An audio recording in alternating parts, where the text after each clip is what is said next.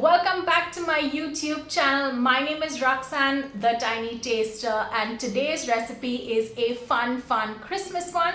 It is my fabulous glazed ham. So now this really was the first time that I was trying this recipe, so I had a lot of questions, and I have to give a huge shout out to a very dear friend and fantastic chef, Chef Delzad Avari from Del's Kitchen. I'm going to link his channel below. I asked him 100 different questions about how to do this and how to go about it, and he really sort of handheld me through this, so a massive thank you to him. Make sure to check out his link. If you're in Mumbai, he makes fabulous food. You could order if you like. I'll put everything down below. Now this recipe was really a labor of love. It took 2 days to film and cook this, so I really hope you enjoy it. If you do, don't forget to give it a big fat like and leave me a comment below letting me know how you enjoyed it, and of course share it with all your friends and subscribe to the channel.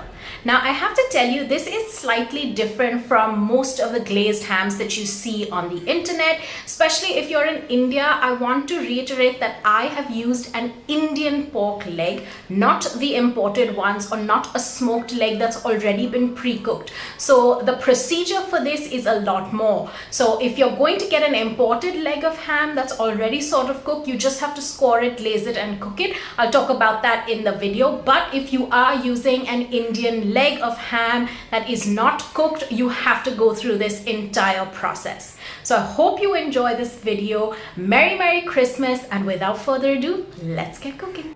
So for this glazed ham, of course, you need a nice big hunk of ham, which is basically a pork leg. What I have here is a completely raw hunk of meat. I have left the skin on. You can see that all that fat surrounding it, or rather covering it, except for that small little patch, that's all the skin, and you need this especially if you're going to glaze the ham. It's very important. You can see it's quite heavy, but when we cook this, it will actually shrink down a little bit. Now first things first, you want to wash and rinse your ham completely. For the most part it's clean, but just in case there are any bits stuck to it, you want to get rid of that. The next thing we're going to do is we're going to make a brine solution, and you're going to soak this ham completely in this brine solution for at least a day or day and a half. You're going to need a couple of aromatics, but this brine will just help tenderize the meat and give it flavor. You could add anything to your brine really. I've added some bay leaf, some chopped onion, garlic, pepper, and some herbs like thyme or rosemary, some vinegar, salt, and sugar. Now in a very large pot that will preferably fit in your entire leg of ham, you want to add water and then add in your aromatics. To this, you'll also add in your sugar, salt, and vinegar. You basically want a pot that's big enough to fit your entire meat, because it needs to be submerged, and it will soak in this brine for a day and a half so that it absorbs its complete flavor.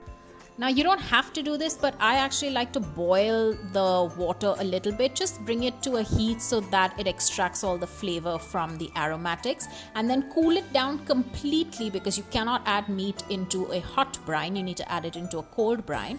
But once it's cool, you just add in your pork and try and submerge it completely. Fill more water if it needs to.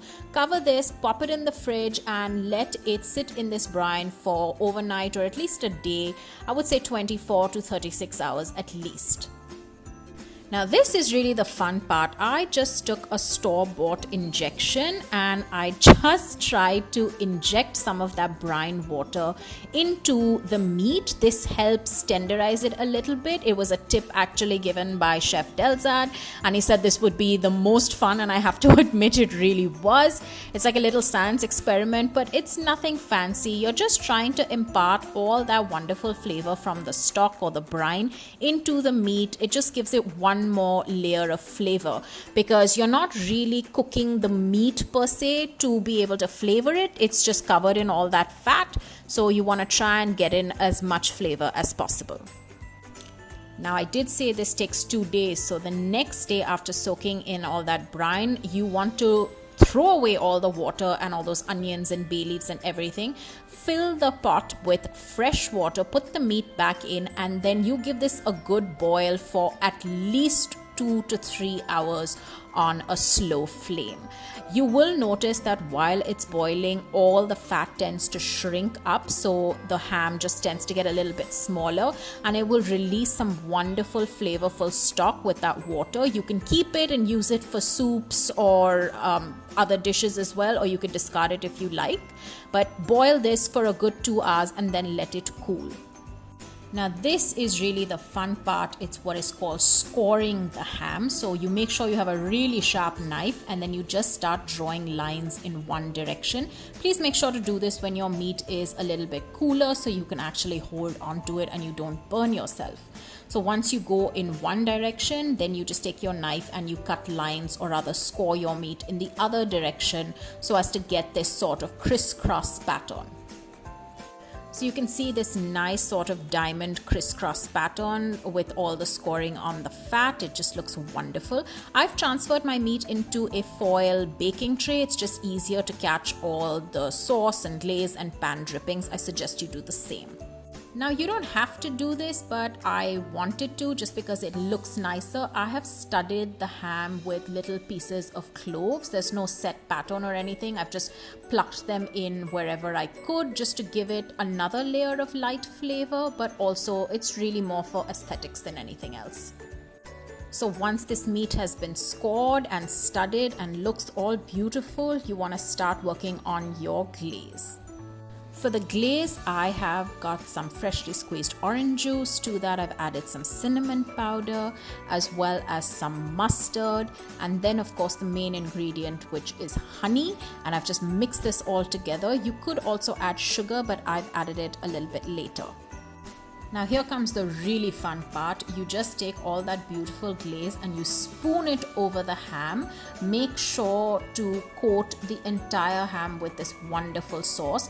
It tends to be a little bit runny sometimes. If you've added less orange juice and more honey, then it might be a little bit thicker. So depending on your consistency, don't get worried if it all just pours down and collects. That's exactly why we've used a tin baking foil. It's easier to collect all the juice, but you just keep coating this and glazing it nicely till it's at least got a nice firm sheen. You will keep doing this once you've popped it in the oven as well. Every 10 minutes you'll take it out and baste it again.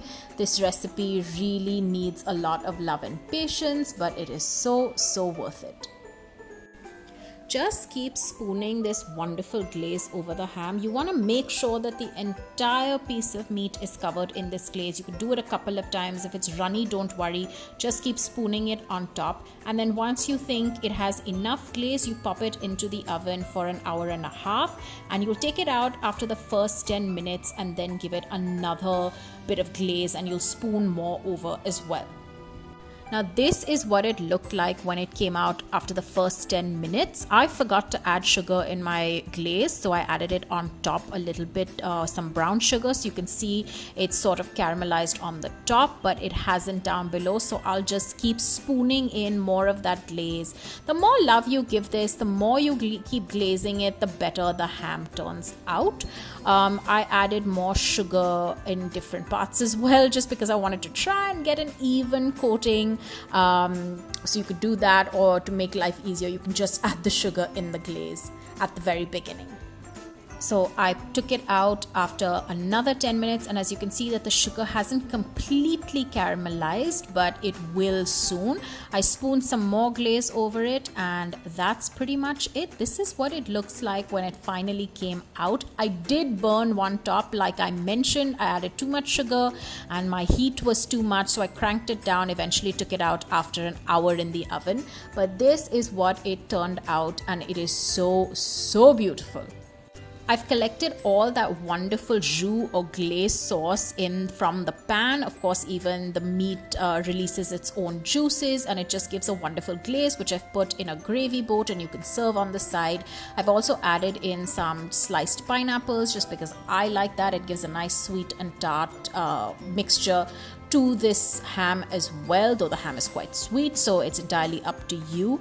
You just wait till the ham cools a little bit and then you can start slicing it into pieces. You might not get these even perfect slices that you see in pictures and magazines, but you'll get a couple of slices and you'll get some of that nice fat which is glazed on the side. So at the very beginning, I did mention that if you are using an imported ham that is smoked already, it's cooked, you don't need to do this boiling brining process. You would just score it and you would glaze it and cook it. But I'm using an Indian pork. It's completely raw, so we went through this whole process. It is a bit of, it is intense because it took 2 days, but it is really, really worth it. I hope you enjoyed this labor of love. I hope it makes your Christmas. And if you try it out, let me know. If you have any questions, of course, leave them in the comments below. I love to hear from you. Merry, Merry Christmas, and I will see you guys soon.